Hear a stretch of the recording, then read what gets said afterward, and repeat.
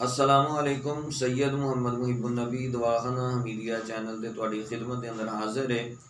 इस वीडियो च मैं सिर दर्द के मुतलक गुफ्तगू करन लगा। सिर दर्द दियाँ बहुत सारिया किस्मां ने, उन्हां दे विचों एक जिहड़ी किस्म जिहदे मुतलक गुफ्तगू करांगा उन्होंने असीं तिब्बी जुबान दे विच सुदा बारद के नाम तो याद करने आ।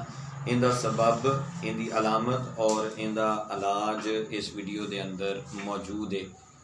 वीडियो शुरू करने तो पहले मैं तुहानू दरखास्त करांगा कि मेरे इस चैनल को सबसक्राइब करो, बैल का बटन भी दबा दिओ और मेरी इस वीडियो को ज़्यादा तो ज़्यादा शेयर करो ताकि ज़्यादा तो ज़्यादा लोग इहदे तो फ़ायदा उठा सकन। सिर दर्द जिन्हों असी सुदा बारद के नाम तो याद करने आ, इनका सब तो वड्डा सबब जिहड़ा वो सिर का ठंडा होना और ये कई वजूहात ने। बाज़ औक़ात इंसान नहा के मोटरसाइकिल का सफ़र करता, ठंडी हवा की वजह तो सिर का मजाज ठंडा हो जाता है और सिर के अंदर दर्द शुरू हो जाती है। और बाज़ औक़ात ऐसा होता है कि नहा के बंदा AC के अंदर आ जाता है, उत्थे काफ़ी ज़्यादा ठंड होती है जिसकी वजह तो सिर का मजाज जिहड़ा वो ठंडा हो जाता है। ये दर्द जिहड़ी शुरू हो जाती है।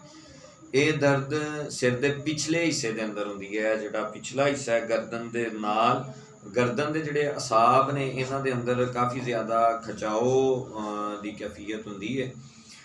अखां दे अंदर भी खचाओ की कैफियत होंदी है। इन्हां इलाज ये वे कि तुसी अरक गाओ ज़बान लवो अद्धा कप, उहदे विच एक छोटी चम्मच खमीरा गाओ ज़बान सादा जिहड़ा उहनूं हल करके ये गर्म करके ते इनू तुसी कहवे की तरह पी लवो। और ये एक खुराक सुबह खाली पेट और दूसरी खुराक शाम खाने तो पहले।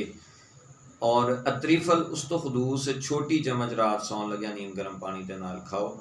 हफ्ता 10 दिन ये इलाज करन दे नाल इस मरज़ तो अल्लाह ताला की ज़ात छुटकारा अता फरमा देंदी है। अल्लाह ताला की ज़ात मेरी और तुहाडी हामियों नासिर होए।